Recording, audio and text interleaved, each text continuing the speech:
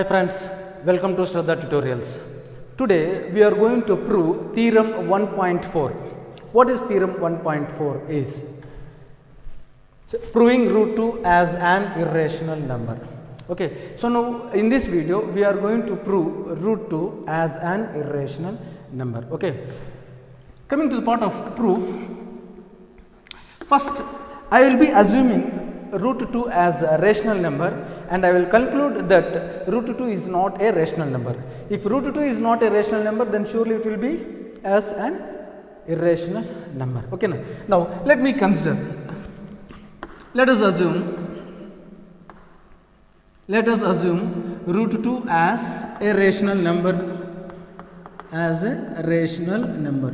If it is a rational number, it can be written in the form of a by b, is it not? Yes. So then there exists a and b such that root 2 is equal to a by b. Okay, so a by b, where a and b are co-primes and b not equal to 0. B should not be equal to 0. If it is 0, then the whole value will be not defined. Okay, but here it is root 2. Okay, so we cannot assign root 2 to not defined, means undefined value. Okay, na? Yes. A and b are co-primes. A and b are co-primes means where the values should contain only one factor, that is 1. Apart from 1, there should not be any other number as factors to the given values. Now, if we consider a and b as two values, then it should have common factor only 1. Apart from that, nothing, no other number should be there. Okay, na? Yes. So in that way I am taking. If you feel that any common factor is there, then you have to remove all those common factors and you have to see that a and b are co-primes. Okay. Yes. Now I will be squaring both the sides. Squaring on both sides. If I square, then root and square will get cancelled, means removes square means power 2 removes root and it will become 2, and this a square by b square. So this can be written as 2b square is equal to a square. Here if I take 2 to the right side, then b square will be equal to a square by 2, that is 2 divides a square, isn't it? So 2 divides a square. If 2 divides a square, then 2 also divides a. This is according to theorem 1.3. Theorem 1.3. What exactly theorem 1.3 says is, if a prime number p divides a square, where a is any positive integer, then p also divides a. Means if a prime number divides a square of a positive integer, then means that prime number divides even that positive integer. Okay, na? Yes. So now according to this, if 2 divides a, means a can be written in the form of a is equal to 2k. A is equal to 2k. Okay. Now if I consider this as equation 1, I will be substituting the value of a 2k in equation 1. What happens if I substitute?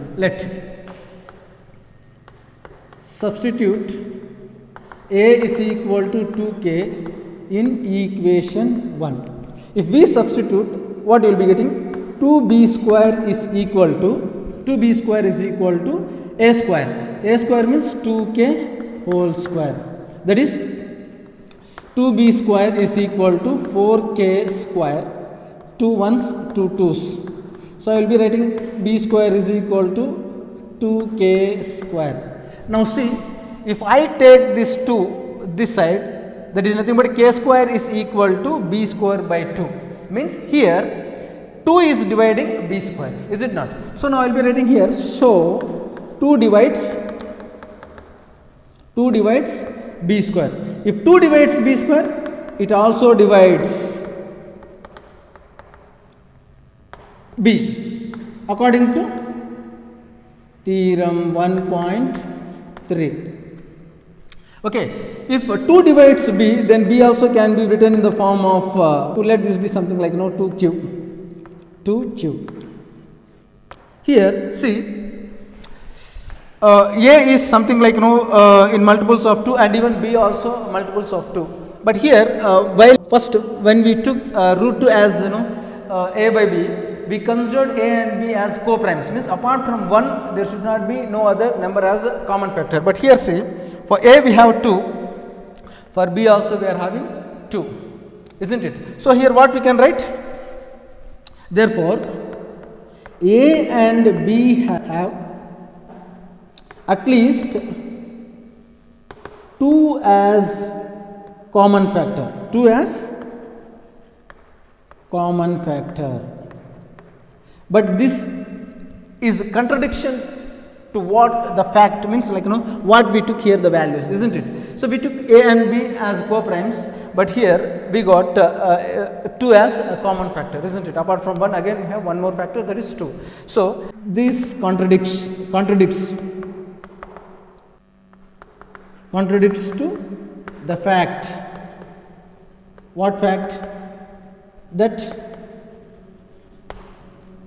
a and b are co-primes, is it not? Here we took a and b as co-primes, but here a and b has at least 2 as common factor. So 1 is one factor, and here 2 also as a factor. So means it is having 2 factors. If values are having more than one factor, then we should not call them as co-primes. Okay. This contradiction is because of our wrong assumption.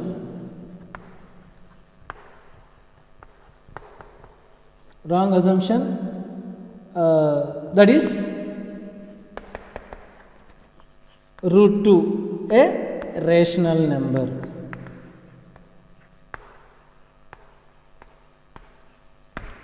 Root 2 a rational number. Okay. So we have to conclude that root 2 is an irrational number. Why? Because when our assumption is wrong, which assumption? Taking root 2 as a rational number, then what is right? Root 2 is an irrational number is right. So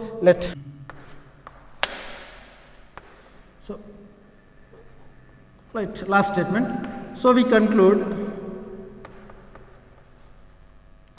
root 2 as an irrational number. Hence proved.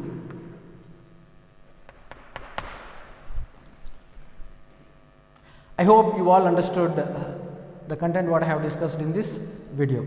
Thank you very much for watching this video. Thank you.